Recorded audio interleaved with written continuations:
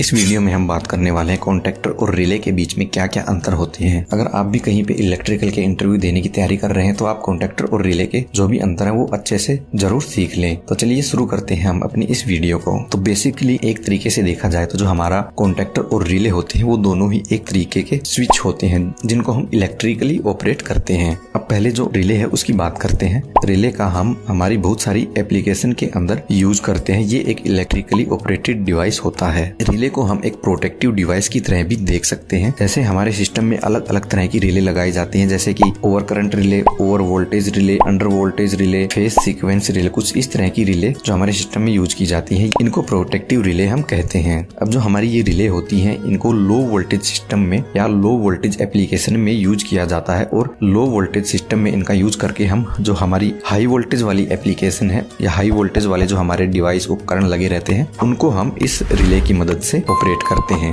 अब कॉन्टैक्टर की बात की जाए तो जो हमारा कॉन्टैक्टर होता है वो भी एक तरीके की रिले ही होती है। हमारे कॉन्टैक्टर और जो हमारी रिले होती है इनका जो बेसिक प्रिंसिपल होता है वो बिल्कुल सेम होता है। बस इनमें जो मेन फर्क होता है वो ये होता है कि जो रिले होती है वो हम लो वोल्टेज एप्लीकेशन में यूज करते हैं और कॉन्टैक्टर का हम हाई वोल्टेज एप्लीकेशन में उपयोग करते हैं। अब हमारे सिस्टम में इस्तेमाल होने वाले कुछ रिले के जो टाइप्स होते हैं वो हम आपको बताते हैं। सबसे पहले होती है वो इलेक्ट्रोमैग्नेटिक रिले होती है। दूसरी हमारी सॉलिड स्टेट रिले जिसको SSR भी बोलते हैं। इसमें थायरिस्टर और ट्रांजिस्टर वगैरह का यूज करके यहाँ पे रिले का काम लिया जाता है। इसके अलावा हमारी अगली रिले होती है वो मैकेनिकल रिले होती है। इसके अलावा हम डिजिटल रिले का भी यूज करते हैं। जैसे आपने एयर सर्किट ब्रेकर के अंदर देखा होगा वहाँ पे एक माइक्रोलॉजिक कंट्रोलर लगा रहता है, वो भी हमारी एक रिले ही होती है। पर जो हमारी मेन रिले होती है वो इलेक्ट्रोमैग्नेटिक रिले ही होती है क्योंकि इसका इस्तेमाल ही हम सबसे ज्यादा हमारे सिस्टम में करते हैं। अब रिले में जो पोल होते हैं उनको भी हम अलग अलग तरीके से कैटेगरी में बांट सकते हैं, जैसे SPST, SPDT,